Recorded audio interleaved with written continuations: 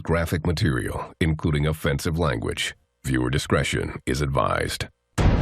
They are outlaws, old school bandits. Whenever we went anywhere, people moved out of our way. They were scared. Put it this way, yeah, we bad. They're the most violent motorcycle gang in the West. You're in the Sons, you're not nice to people. It's the way we are. These gangsters have one true enemy, the law. Everywhere I would go, I was being followed. Now, the Sons of Silence are uniting in rebellion. If we all joined forces, every club, every chapter in the nation, they'd have to bring in the army to cool us down.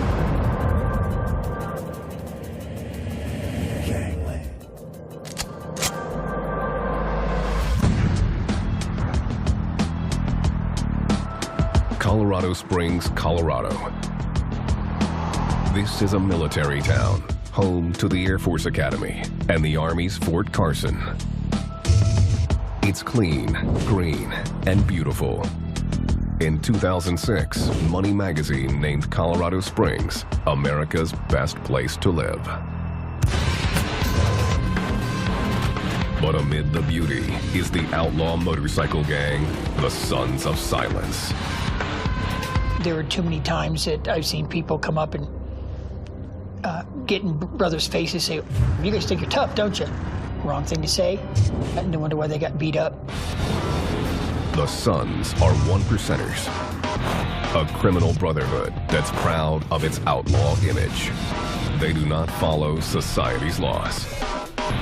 Types of crimes that the Sons of Silence are involved in over the years has ranged from murder, burglaries, robberies, drug dealing, gun dealing, prostitution, you name it. They've been involved in it. It's all fun one-on-one until you swing in the sun. Nick Nichols, an Army veteran, rode with the Sons for a decade.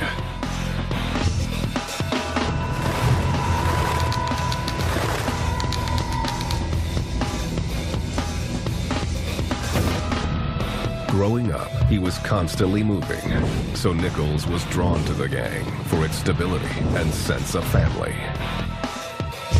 It looked like the guys were close, like there was a brotherhood, like they would do anything for each other. When Nichols first joined in 1988, it was because he liked drugs, liked to party, and he liked easy women. The girls I liked were dancers. The reason I like dancers is you got to see what was in a package before you ever got it home.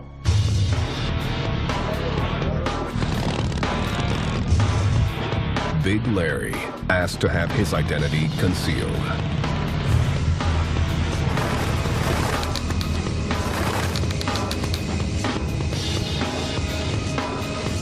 Whenever somebody does not get out of our way, we will them up all the time. Big Larry is a longtime member of the Sons of Silence. He won't reveal when he first joined, but admits that originally he considered it a stepping stone. I wanted to be a Hell's Angel. I figured get into one club, work my way up. When he became a Son, however, he lost interest in being anything else. Why go to that level? Because we're there now. Our time is coming up. They have 36 chapters worldwide, but the majority of their members live in the western U.S. The Sons are one of the fastest growing motorcycle gangs in the world. Colorado, Iowa, Minnesota, Indianapolis, Illinois, anywhere. Where our territory is us. Us only. We will try to take over. That's what we do. They are pathologically anti-authoritarian. Beat their ass, send them home like a little girl.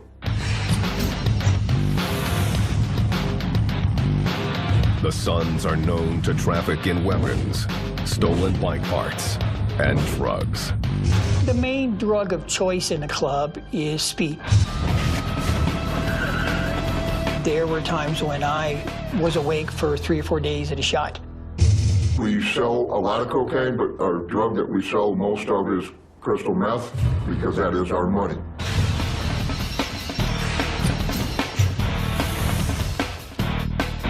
The Sons are careful to keep their criminal activities separate from club business.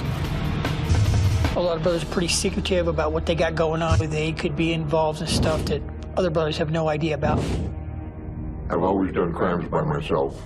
That way I know who's gonna snitch on me. They learned this lesson the hard way in the late 1990s when they were infiltrated by the ATF. I had a gift for gab, you might say, and I wanted to use that. Blake Boatler asked to have his identity concealed. In 1997, this ATF undercover agent was transferred to Colorado Springs. He was young and eager to take on a challenging case. The one group that stood out as being the criminal element in Colorado Springs was the Sons of Silence Motorcycle Club. They had a reputation for violence, and many of the potential informants I spoke to referred to them as the Sons of Violence instead of the Sons of Silence. Jim Waddles, then a detective with the Denver Police Department, had been tracking the Sons of Silence for years. If I didn't know who a guy was, I'd walk up, "Hey, I'm Jim Waddles from Denver Police Department. What's your name?" Waddles operated in the open. They always saw him coming. I says, "Would you rather have me standing here in front of you or sitting across the street watching you in binoculars waiting for you to do something stupid?" The Sons have a severe code of secrecy. Developing informants within the club was extremely difficult. Blake was the answer to the problem. So you go in what we would call a cold call situation. You don't have an informant or anyone else vouching for you that you're a good guy as far as the criminal world goes. So you have to go in there and earn your own stripes. Blake started calling himself Bo and began hanging out at the biker bars around town. He was invited to a Sons of Silence party at the gang's clubhouse. Things were going well until he made a mistake. This first party was going very well up until the time that I observed a hangaround retrieve a gun from behind the bar. And I told that hangaround, I said, "That's a nice gun. Let me know if you ever want to sell it." Blake was a stranger trying to illegally buy a gun, and the Sons were on to his game. A few minutes later, he called me out front, and at that time I was confronted by two Sons of Silence members. They took him outside the clubhouse, pushed Blake into the shadows, and began interrogating him. And they wanted to know who I was, what I was about, why I was there. He was going to get his butt kicked that night. Blake insisted he was just trying to party, but the Sons weren't buying it. I knew when he said, "Get out of here, leave," he wanted me to leave the property. The agent knew that if he let the gang chase him off now, he might never get another chance. So he took yet another risk. I saw an opportunity to go back into the bar and maybe mend some fences. And that's the route I chose to do. The club's enforcer immediately took notice. A few minutes later, Frank Pearson, who was an enforcer for the club, came back into the bar, and he saw me sitting there. And he came walking up to me, and he said, "What are you doing here?" Blake had to think fast. And I said, "Well, got out of his sight. Can I buy you a drink?" And Frank looked at me for a couple of seconds, and then he said, "Yeah, buy me a drink." So in a way, Frank admired the fact that I stayed around. Blake had passed his first test. He would eventually become a fully patched-in member, privy to the Sons' hidden world of crime. I no longer had to justify why I wanted to buy a gun or why I wanted to buy meth. You're immediately confirmed as part of a criminal element. And Blake would soon learn the Sons of Silence show no mercy when it comes to their enemies. It's better for you people to stay the f*** away. If you do not go away, we will break your legs and your arms, or we'll kill you.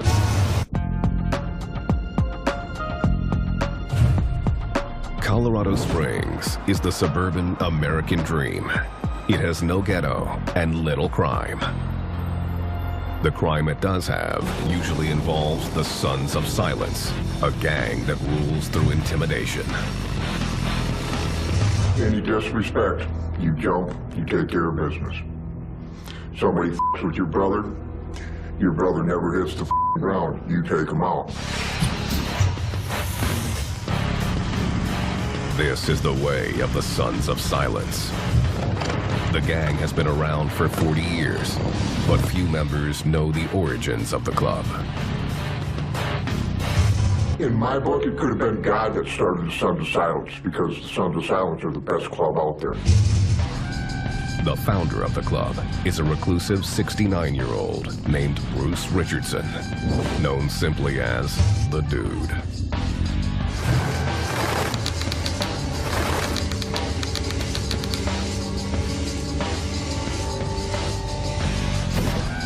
Many members don't even know he's still kicking. I'm the Dude, and I'm alive and well. In 1968, the Dude was just out of the Navy and living in Longmont, Colorado. He and 3 biker friends were looking for something to do. One day we were sitting around drinking a beer and said, what do you guys think if we start a little club? They were all for it. So that's where the Sons of Silence come from. They chose a name that summed up their main goal: secrecy. I just wanted to be just a bunch of guys that could get together. Not everybody know our business. It's sort of like the mafia does something, right? They don't advertise it. Then they designed the club's colors.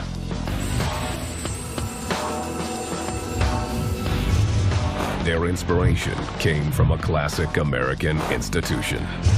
We were drinking Budweiser beer, and I seen the emblem, and I says, hey, that'll make a good one. We live in America, big A, you know. The only thing that was really missing off the Budweiser symbol was the star on top of the A from the original Budweiser logo. These here were made in 1969. National chapter, Sons of Silence. Underneath the symbol was a Latin phrase. Domet non separa. That sort of means like, we don't part till we're dead, till we die, you know. The new club put on their emblem and began riding. At first, they stayed out of trouble. The criminal activity of the Sons of Silence in the 1960s probably amounted to some fighting, some beer drinking, and pot smoking. What young man ain't rowdy? Been there, I know that.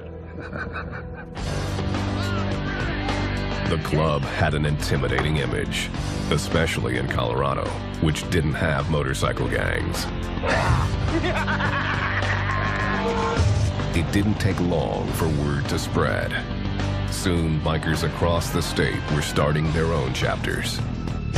More popped up in states like Iowa and Kansas. These new members weren't just interested in being rowdy. They were ready to rumble. We're bikers. We're the outlaws. We're the f***ing best of the f***ing best. Because we make our own laws, our own rules, and we go by that. They're kind of social misfits. These people want that intimidation. They can put that patch on their back and walk around the streets and intimidate the public. As the gang grew, it became more organized. The Dude was named national president. The Sons also became more lawless.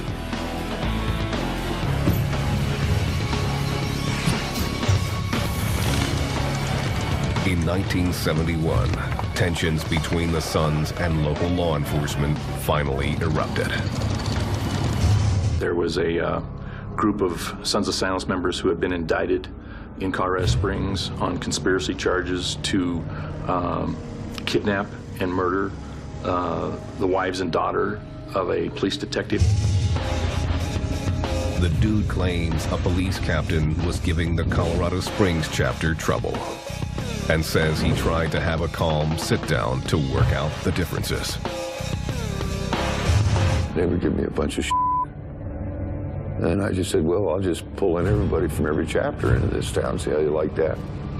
It scared them. And they come up with an idea that we was going to kidnap their wives and rape and pillage and all kinds of bull. The conspiracy indictment was dropped when the witnesses to the case skipped town. The gang remained on the law's radar and found their quality of life compromised.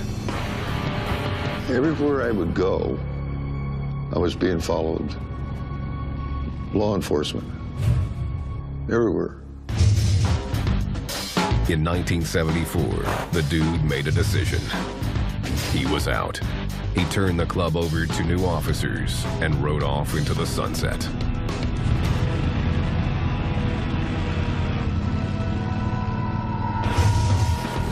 The Sons continued to grow, with chapters established in 7 states.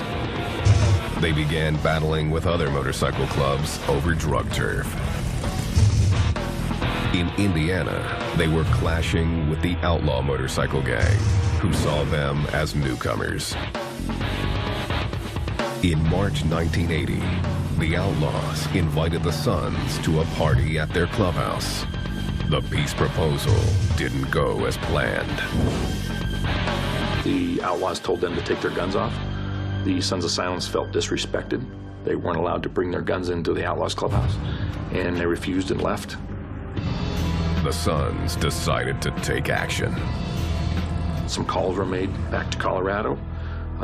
The word I got was they were told to air condition the house.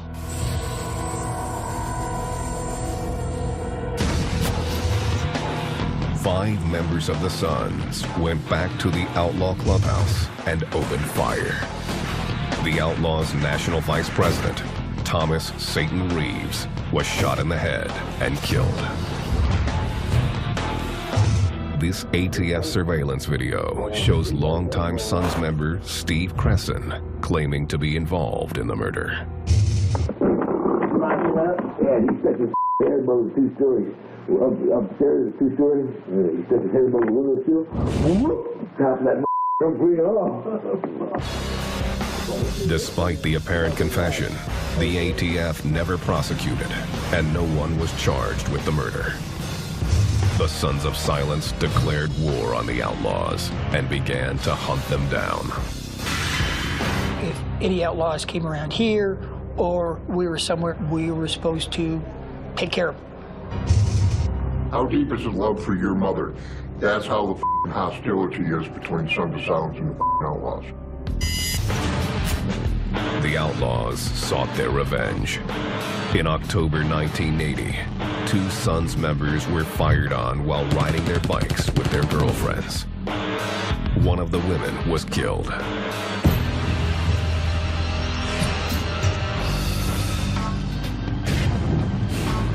In August 1990, tensions came to a head at the Sturgis Biker Rally in South Dakota, the most famous biker gathering in the world. It was the 50th anniversary of the rally, and the Outlaws, who rarely attended, showed up in force. We knew the Outlaws were there. Everybody was in orders to travel in groups to avoid any kind of conflicts. We were ready to fight if we had to, but we weren't going looking for it. Nick Nichols spent most of his time looking for women. Other Sons were looking to kill outlaws. And they found what they were looking for. The Outlaws were in a bar on Main Street in Sturgis called Gunners, getting along, drinking. 2 Sons of Silence members start to go in, and an outlaw confronts them at the door, says, "Can't come in here." And they basically said, "Yeah, we're coming in." They're just 2 of the people that like to go out and start shit. The battle was on. The outlaw was shot, and the 2 Sons were stabbed before fleeing on foot. And the Sons of Silence jumped over the motorcycles, got into the middle of the street, and ran several blocks down the street where police found them. Leonard J.R. Reed, who had been the Suns' national president for a decade, started to think the war with the Outlaws was misguided. JR wasn't looked at as a violent man. He was more of a calming effect, if anything. He tried to solve problems with other clubs with diplomacy as much as he could. Reed believed that law enforcement was the Suns' true enemy, not the Outlaws. I mean, the feds would love it. You know, like I say, whoever doesn't die, they get to arrest. The law enforcement agencies don't think we have a right to f***ing exist because we're bikers. In the mid-1990s, JR started the Colorado Confederation of Clubs to try to stop the biker wars. Nick Nichols was the co-chairman of the organization. I believed in what was going on, what we were doing, because they all want the same thing. They want to wear their patches, they want their little slice of pie, they want to be left alone. Big Larry saw the Confederation as a show of force. If we all joined forces, every club, every chapter in the nation, they'd have to bring in the army to cool us down. J.R. Reed's Confederation succeeded in ending the war with the Outlaws. But it didn't succeed in getting law enforcement to lay off. By 1997, ATF agent Blake Boatler had infiltrated the Colorado Springs chapter and was prepared to take the gang down. That became a challenge to me because the Sons of Silence consider themselves the baddest of the bad.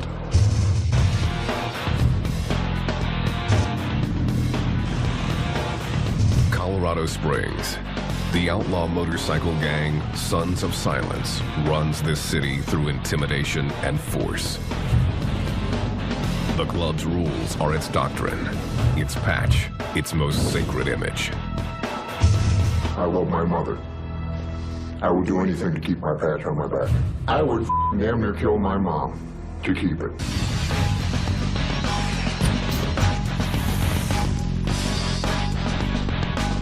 To get his patch, a biker has to go through a rigorous rite of passage designed to weed out the weak. Before a biker can become a member, he must be a prospect. As a prospect, you're required to do whatever a patch-wearing member tells you to do. The Sons of Silence take no mercy on their prospects, hazing them relentlessly.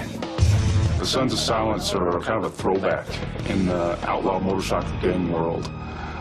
They like to punch the prospects in the mouth, headbutt them, kick them, do those kind of things, and just run them hard. Come on, Spec! If they holler for a prospect, you better get there quick. You don't kind of stumble over there, you run. Whatever you're told to do, you have to do. If it's pick up a dog turd off the floor and eat the you gotta do it. Big Larry says prospects aren't required to break the law. Because it's not their job. They're not a brother. They're not a patch holder. You don't ask prospects to do anything illegal.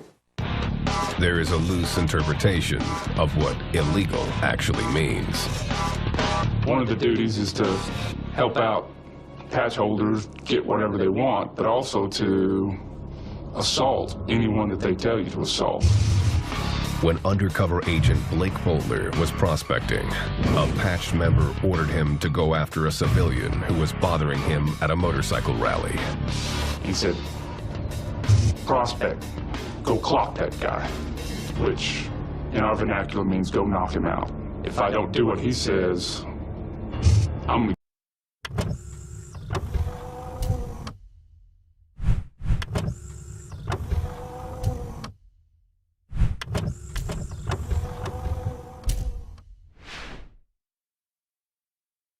get boot stomped.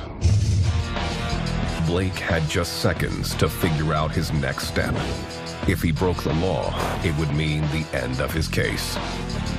So, as I approach this individual, he sees me coming. He's got a bottle of liquor up to his mouth, and he's just holding it there, watching me approach him. And at this time, I had a 3D self flashlight, and I pulled that out. And just as I got to him, I swung with all that I was worth, and I just hit that bottle right below his chin. The bottle flew out of the guy's hand, and he toppled over. Blake hadn't actually touched him, but hoped he'd made enough of a scene. One of the national vice presidents saw me and told me, "Prospect, get over here." He stared at me for a second or two, and he said, "Good job," and then get out and get to work. Sometimes it's better to be lucky than good.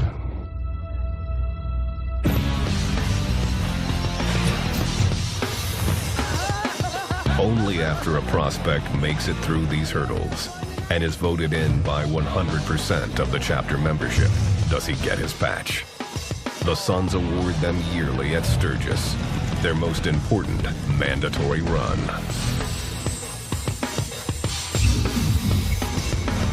It's the members' last chance to torment the prospects, and they make the most of it, even dragging them through the fields in a shovel race.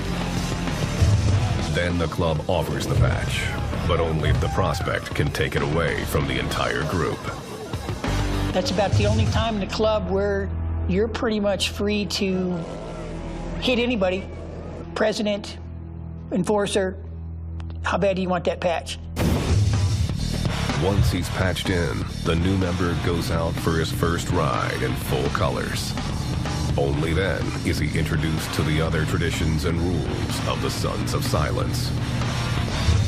The gang's first law is for those who violate their rules. It's called punishment. If you screw up, I mean, it used to say in their old bylaws, it was a beating. That's the punishment. You took a beating. It ain't no little girls club, man. This is man's club. You're gonna up, you're gonna take the man punishment. You don't want to take that? Take your little squat ass out the door. Each chapter has an enforcer who keeps people in line. In addition to enforcers, every chapter has a president, a vice president, and a treasurer. There are also national officers who oversee everyone, though they are spread across the Suns Nation. And then there's the gang's Special Forces unit, the Nomads. We have a nomad chapter. If things cannot be done by the enforcers or the chapters of their state, town, or whatever, the nomads will come in. The Nomads are the Grim Reaper. No one wants to see them coming. It's a death squad. They will take anybody out. No hesitation, no heartbeat, no blink of an eye. They would just literally you up and kill you. The Suns employ a variety of weapons. We've had automatics, semi-automatics, AKs, pistols, hand grenades. They're there. Members carry 2 trademark weapons. One is a large industrial flashlight, the kind carried by cops. I wear a kill light. It's a legal weapon to carry because it's a flashlight. You break down, you got a light on the road. Somebody comes after you, you pull it out, you hit them with it. The other is a simple bandana tied to a large lock. Suns carry them in their back pockets. It doesn't look like anything, but on the other end of it, there's a padlock on there. You can pull that out, man, it's just like a sap, blackjack. You can hit people with it and knock them right the hell out.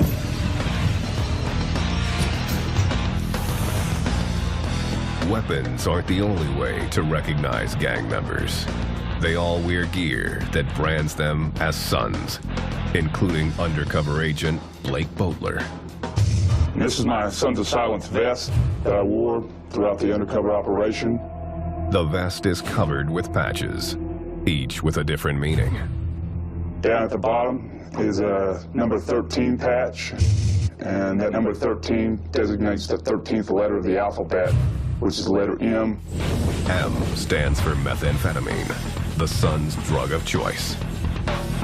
There are other patches, like SFFS, which stands for Suns Forever, Forever Suns. One of the hardest to get is ITCOB. I took care of business. You had to stand up for the club. put yourself at some sort of a risk to get that ITCOB patch. Then there's the bad influence patch. That means that you're just one bad motherfucker. The Sons also have other gear, like wallets, chains, even rings. They carry big rings that have the Sons of Silence emblems on it. They carry other rings that might say, for example, victim spelled backwards. So if they hit somebody in the face, it imprints the word victim. And members also get inked to mark their allegiance.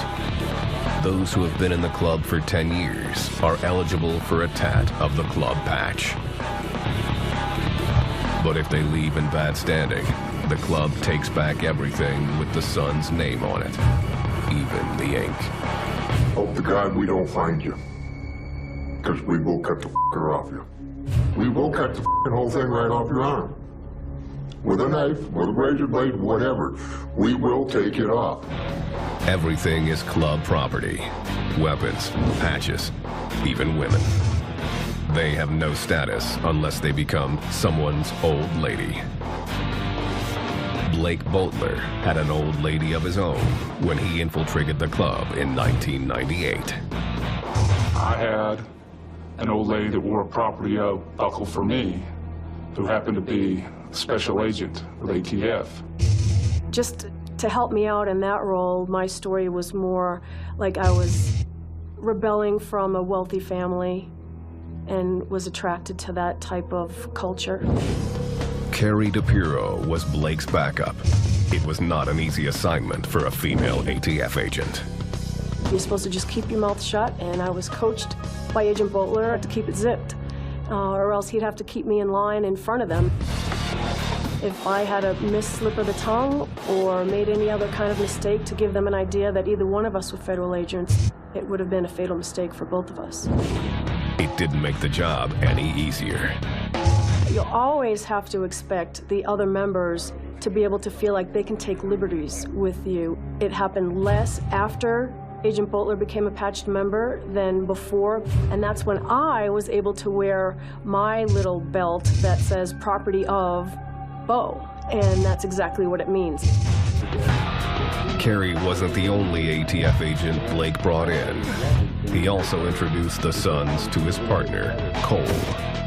Together, they began to set up deals that could take the whole club down. They were extremely violent criminals, and they're not to be underestimated. In Colorado Springs, the Sons of Silence are old-school outlaws. Typical dirty bikers. Some have long hair, some have beards, some have tattoos. Some look like just downright dirty, nasty bikers. But then you have the clean-cut people out there, okay? The clean-cut ones are the ones you have to watch out for the most, because they're hiding something. ATF agent Blake Boatler was definitely hiding something. He, his girlfriend, and his undercover partner Cole were trying to take down Colorado's largest gang. I was able to buy firearms, explosives, narcotics from other members within the Colorado Springs chapters and other chapters. Blake and Cole began buying large quantities of meth from the gang, while a surveillance camera recorded everything. You touching this? Try after this. It's gonna smoke? Yeah. Yep. Here, Blake discusses a meth deal with Steve Cresson, the Sons member who claimed 18 years earlier to have been involved in the murder of the Outlaws' national president. Well, okay, on a half pound, probably get down to $6 grand easy. That's what I'm gonna make my money, you know. Blake and his partner also began arranging firearms deals.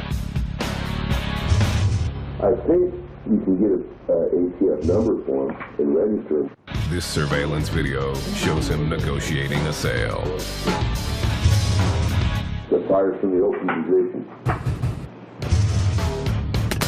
they bought semi-automatic Sten guns, illegally modified to make them fully automatic machine guns.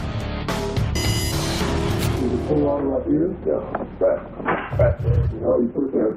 Good morning. That there's full. Blake's house was a revolving door of drug and firearms deals. As the case progressed, we were having almost daily meetings. Let's see. 100, 200, 300.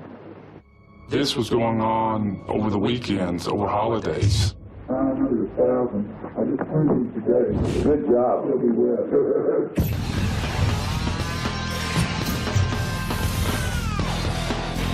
As Blake went deeper undercover, the rest of his life took a back seat. He rarely saw his own family. My kids would be scared of the way I looked, and you were only able to do brief meetings. You couldn't go out in public and eat for fear of running into a member of the Sons, and you'd have to have a story. The stakes were high and got even higher as some became suspicious. Blake's partner Cole almost blew their cover the first time he met Nick Nichols. When I walked in to sit down, Cole, the other Fed, said, "Do you want a 7-Up and no ice, right?" I'm like, "Yeah." He'd never met me before.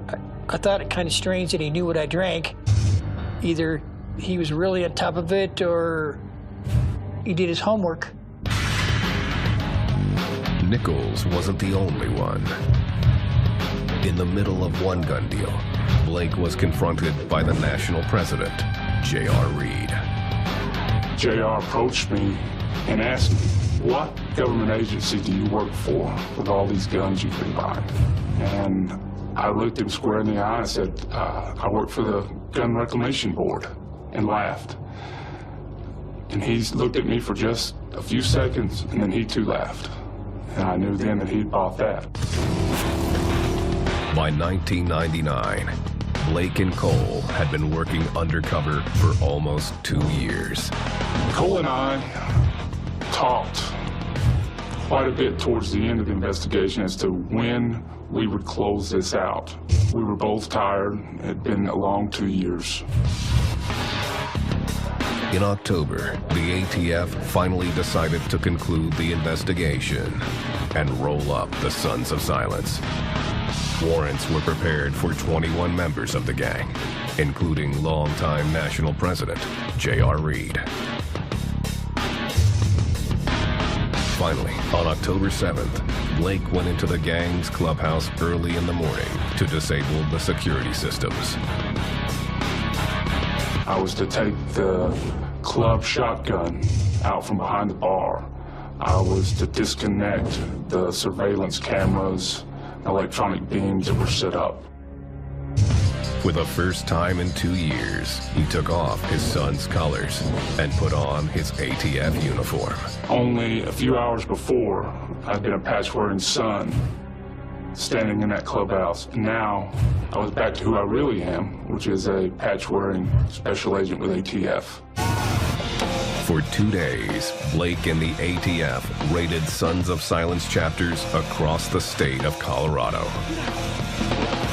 They arrested 43 gang members and associates, seized 59 weapons, 4 hand grenades, 4 homemade bombs, a silencer, 10 pounds of methamphetamine, and approximately $30,000.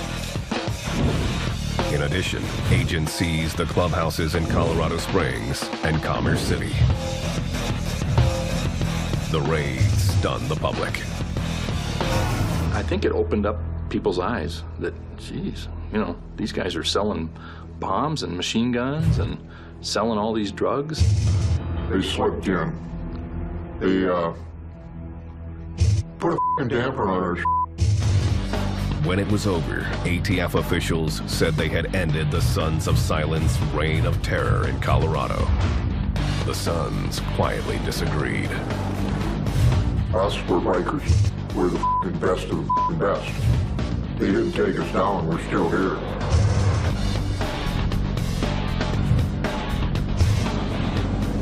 In 1999, the ATF took down the Sons of Silence motorcycle gang in Colorado Springs, confident they dealt a fatal blow to the organization.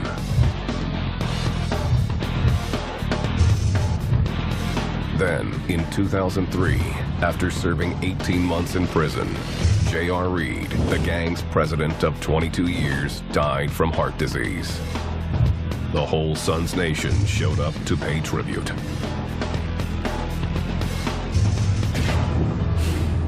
Good afternoon. I'm here to preside over the final services of a good friend of ours. They quoted from the Bible, read highly dramatic poetry set to music, Son, forever, forever, son. and called J.R. a peacemaker. Your loss and my loss and our loss of a good friend, one who made everyone think they were his best friend.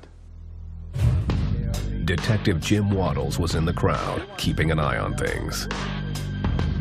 He says the description wasn't off the mark, and that the piece J.R. brokered in 1997 is still holding strong. There's been a couple of little scrums and stuff, but nothing, no major things, no bombings, no shootings, no stabbings, or anything like that. Today, despite the ATF raid and Reed's death, the Sons of Silence are stronger than ever.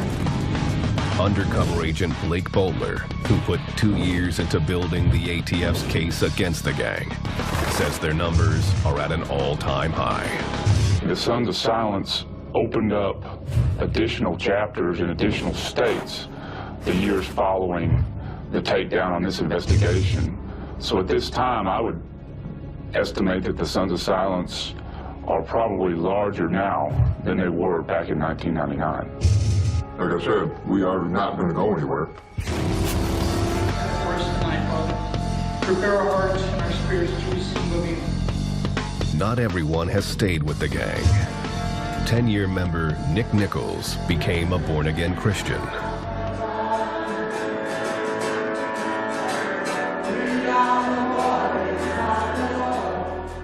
I wanted a break. I wanted some time off. I wanted just to be with my wife. And I asked the club for an early retirement. He still rides bikes, but now wears the patch of a Christian motorcycle club, Church in the Wind. Because we all want the same thing. Whether it's a 1% club, or party club, or a family club, or a Christian club, we want to wear our patches, we want to ride with our brothers, and we want to be left alone. Now, the Sons of Silence are being left alone. Jim Waddles has retired from the Denver police force.